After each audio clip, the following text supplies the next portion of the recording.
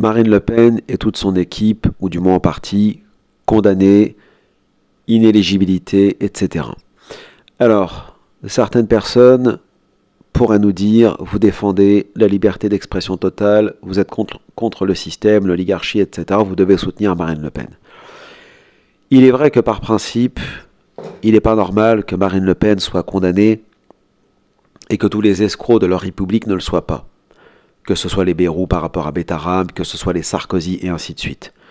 Sachant que Sarkozy a quand même agressé et terrorisé un État souverain comme la Libye, les mêmes qui dénoncent par la suite l'immigration alors que c'est précisément la Libye qui est devenue la porte d'entrée principale de l'immigration en Europe et en Occident.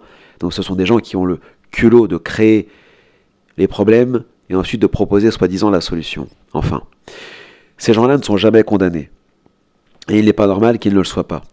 Marine Le Pen, elle, est condamnée parce que le système veut la voir disparaître, etc. Bon, je suis d'accord avec cette interprétation. Cependant, est-ce que nous, en tant que musulmans, et pas seulement en tant que musulmans, tous ceux que Marine Le Pen, avec sa dédiabolisation pendant 15 ans, avec tout ce travail d'aplaventrisme vers les Yankees, les Américains, Israël, le judaïsme politique, etc., la main tendue aux pires islamophobes, des propos haineux, des calomnies, des procès en sorcellerie, des cibles dans le dos placées derrière tel musulman, tel acteur, tel chanteur, tel footballeur, etc. pendant des années, toute une politique crasse qu'elle a menée, niant par là les droits, dont la liberté d'expression totale de ses adversaires. Est-ce que nous, on peut soutenir une telle personne au nom de la liberté même d'expression et de la présomption d'innocence? Non.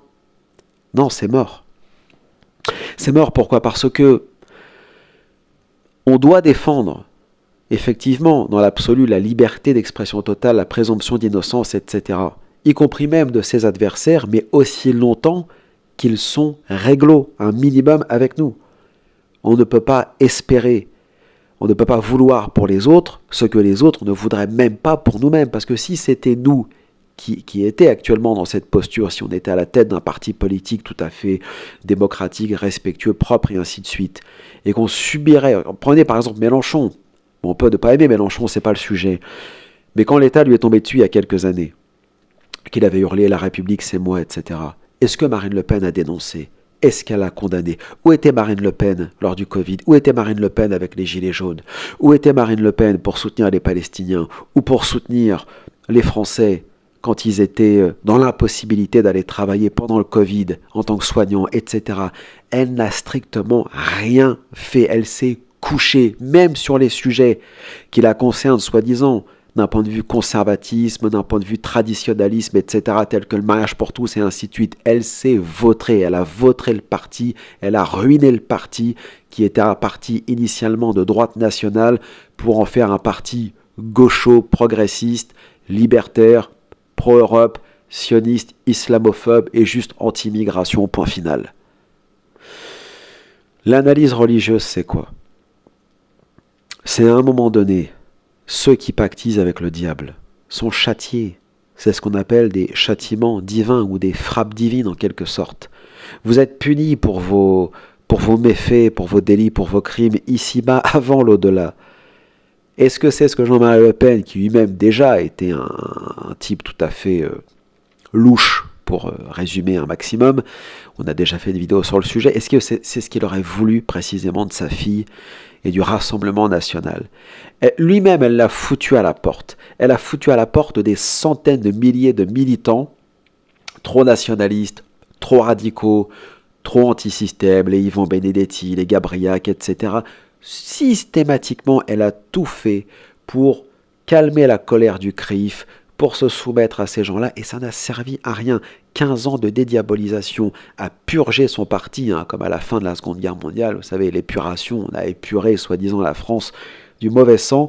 Elle a viré de son parti tous les éléments qu'elle considérait comme négatifs. Elle a tendu la main aux pires ennemis de la France, à tous les crasseux, et que sais-je encore, pour au final, rien. Finir comme ça, c'est-à-dire balancée sur le bord de la route, et personne ne la défendra.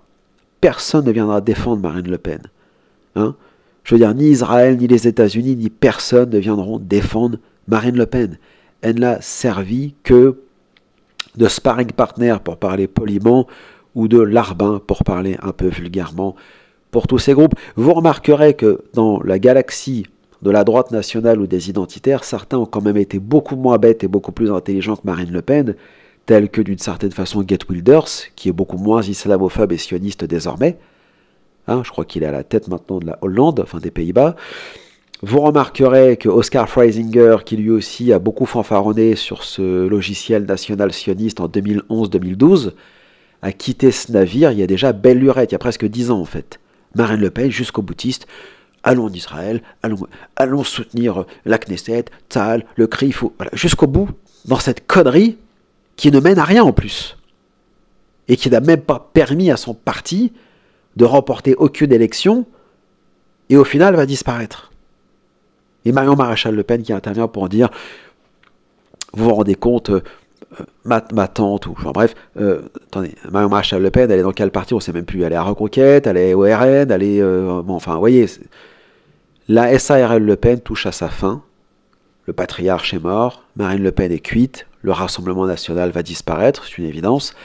Qu'est-ce qui restera de la droite nationale, entre parenthèses, absolument rien. C'est peut-être le moment ou jamais, pour des patriotes ou des nationalistes, de refonder un parti politique sur un logiciel beaucoup plus traditionnaliste et surtout beaucoup plus cohérent. À voir, puisque actuellement, il n'y a absolument rien, on va dire, dans cette galaxie de la droite nationale, du patriotisme ou du nationalisme, ou alors on est encore sur un logiciel poussiéreux, genre France blanche chrétienne, bon voilà, pas d'évolution, les mecs sont encore en 1940. Donc, voilà ce qu'on doit dire de Marine Le Pen. Non, on ne peut pas défendre Marine Le Pen. Marine Le Pen qui a mis des cibles dans le dos d'un paquet de musulmans et d'un paquet aussi de antisémites, soi-disant, et d'ultra-droitards, disait-elle, comme Soral, Dieudonné, et ainsi de suite. C'est pas un adversaire respectable. C'est pas un adversaire respectable. En plus, elle est agressive, voilà, je veux dire, il n'y a absolument rien de positif chez Marine Le Pen.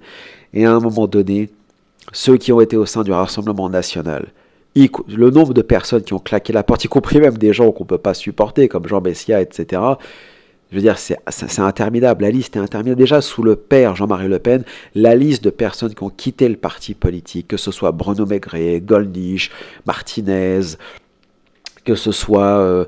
la liste est interminable. Je veux dire, prenez même pendant la scission la dernière avec Reconquête, la moitié du parti a fui chez Zemmour. Il n'y a rien à espérer, et nous le disons depuis des années avec Marine Le Pen. Et là, on arrive au bout du tunnel en quelque sorte, et le système sonne en quelque sorte, la récréation, c'est terminé. Voilà. Donc je crois que pour Bardella, c'est la même chose. Il n'y a pas de possibilité, alors, sauf s'ils font appel, bien évidemment, ils peuvent faire appel de cette condamnation, on verra, mais dans tous les cas, je pense que ça met un sérieux coup au Rassemblement National, déjà qu'il n'en restait que des cendres, là il n'en reste absolument rien. Et croire une minute, les gros naïfs, qu'on peut refaire ce parti, je pense qu'à un moment donné, les Français, il va falloir qu'ils avancent. S'ils veulent vraiment revenir à un État beaucoup plus démocratique, beaucoup plus de droit de l'hommisme, beaucoup plus sérieux, un État débarrassé du mondialisme, de l'atlantisme, de l'Union européenne, etc., va falloir arrêter de placer ses espoirs en des espèces de petites mafias, de petites SARL, comme le Rassemblement National ou les Le Pen. Il faut avancer, ça c'est un truc que les Français n'aiment pas beaucoup, c'est le changement. Mais je pense qu'il va falloir imiter certains peuples d'Europe ailleurs, en Norvège ou dans d'autres pays, où là on avance, quoi. On change de tête, on change de parti. On ne peut pas continuer encore pendant 40 ans avec les mêmes tronches, les mêmes partis et les mêmes délires qui ne mènent à rien, qui ne ressemblent à rien. La France, à tous les niveaux, y compris même d'un point de vue de l'extrême droite, est devenue, comme disent les jeunes, cringe, gênante, quoi. C'est devenu pourri, c'est poussiéreux et caverneux. On a l'impression d'être au Moyen-Âge. On n'arrive plus à sortir de cette spirale d'une politique complètement caricaturale où tout tourne autour soit de l'islam ou d'Israël. Et la France, alors? Et les Français? À quel moment ces gens-là parlent de la France et des Français? À quel moment on nous parle de la Creuse ou de l'Auvergne vous voyez ce que je veux dire? Jamais. Donc c'est bon, ça suffit. C'est une bonne chose quelque part. C'est une bonne chose.